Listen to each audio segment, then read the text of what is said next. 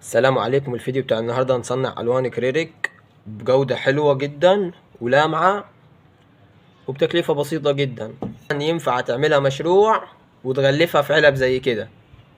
كمل الفيديو للاخر علشان تعرف اتعملت ازاي. لو عجبك الفيديو متنساش اللايك والاشتراك في القناة. كمل الفيديو علشان تستفاد. الحاجات اللي هنعوزها عشان نعمل الوان اكريليك تمام. هات ورقة وقلم علشان تكتب الحاجات دي وتروح تجيبها من عند الموان او بتاع البوية يعني. ده غير ابيض ورنيش مائي، بس انا حاطه في جزازة يعني عشان انا اخر شوية كانوا عندي حاططهم في جزازة. ودي المركزات، دي الوان مركزات ب5 جنيه، هتجيبها من عند الراجل بتاع البوية تمام. غير ابيض اول حاجة، والحاجات دي كلها رخيصة يا جماعة تمام. وناخده في المعلقة فضي، لانها الوان الاكريليك غالية جدا. الالوان دي بتستخدم في حاجات كتيرة جدا. لو عايز تبيعها برضو عادي يعني، انا اساسا انا ببيعها. هوريكم بيبيعوها ازاي، ولو عايز تشتغل بيها برضو تعملها لنفسك ازاي. بعد ما فضينا الغيرة يا جماعة اهو،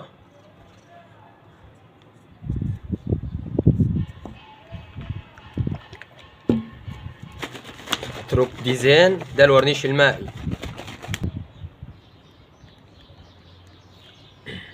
الخلطة دي ما بتحطش فيها مية نهائي يعني، ما تحطش فيها مية خالص لو عايز اللون تقيل معاك.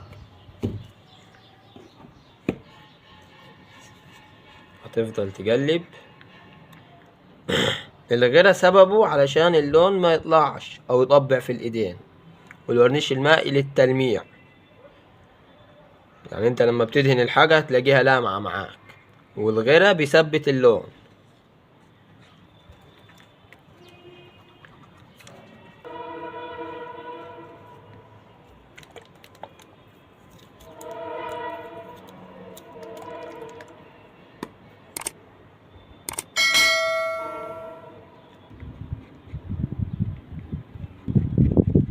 واهم حاجة التقليب.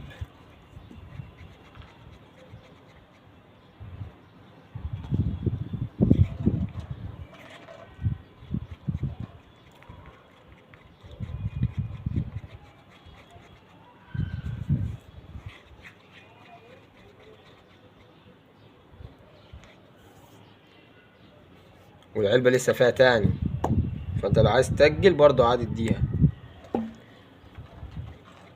ويا جماعة ربع كيلو ما كلفنيش بالظبط 15 جنيه. ربع كيلو الالوان الاكريليك ما كلفنيش 15 جنيه بالظبط. قول 15 جنيه. الالوان الاكريليك يا جماعة اهي، وهجرب لكم كمان الون بيها اهي يا جماعة. الربع كيلو ده بيتباع بره ب80 جنيه وب100 جنيه. هنلون اللون التاني. هي الطريقة يا جماعة.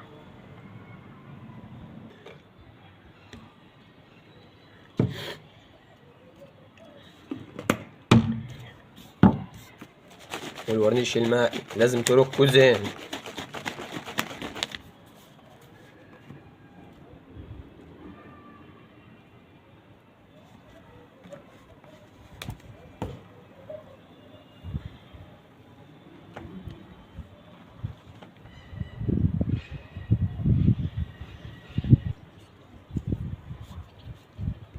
انا كترت اصل ورنيش مائي فيه ده عشان عايزه خفيف.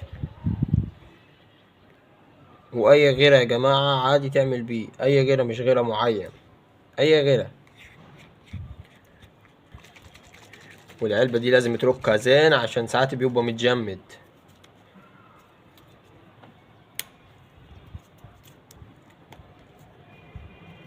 ويا جماعه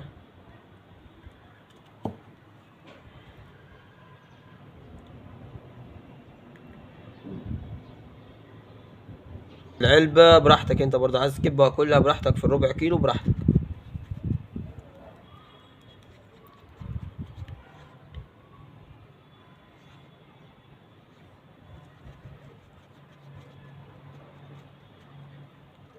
واهي تقل الالوان اهي. ولو عايز تخف انت براحتك برضو، عايز تلون بيها طفايات تلون، عايز تلون بيها تحف تلون، بس هي تتلون بيها اي حاجة انت عايزها. دي اهي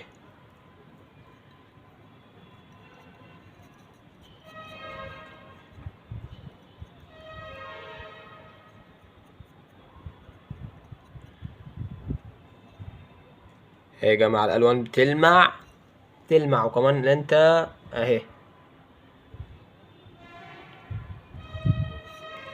واعمل لك النص التاني اللون التاني واللي انت عايزه برضه. الالوان دي بيلونوا بيها الرسامين، بس هما بيشتروا الوان اكريليك بأنابيب غالية،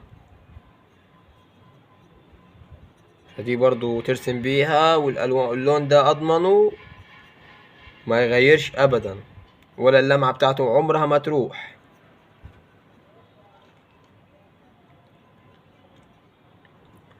يا جماعة والكيلو ما يكلفكش 60 جنيه.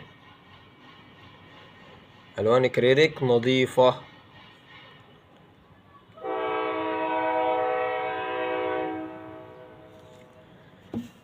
والالوان دي تلون بيها التحف، تلون بيها، احط لكم صور للتحف يوم متلونة، وتلون بيها الطفايات، تلون بيها النجف والاباليك. بس النجف والاباليك عايزة حاجات غامقة يعني، الالوان دي شغل تاني. بس برضو انت لو عايز تلون نجفة لونها ابيض لونها اصفر هتلونه عادي، تلون بيها الفازات الطفايات.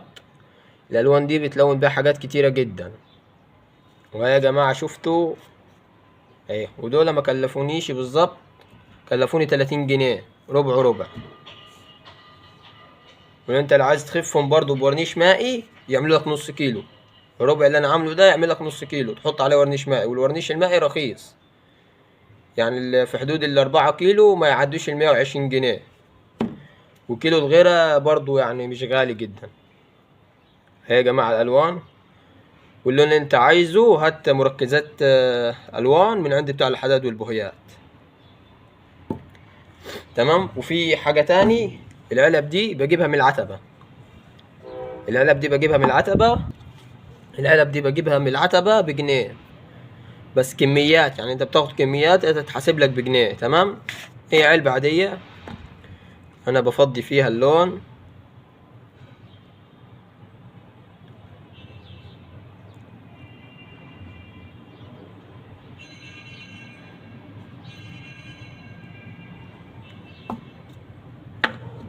مع تتبرشم بكيس هنا، بس تتلزق لزقة عاد، وتكتب عليها اسمك، وتتباع للمكاتب. دي بتتباع بكام؟ ب55 جنيه. المكتبة بتبيعها ب55 جنيه، يعني انت لو اعطيتها لها ب40 جنيه هتبقى كسبان 100%. اهي. لو عجبك الفيديو متنساش اللايك والاشتراك في القناة، وده مشروع 100 وناجح وشغال. انت بيعها للمكتبة ب40 جنيه وهتشتريها منك. والعلب الفاضية من العتبة بتتباع في العتبة، وهحط لكم صور ليها ومقاساتها.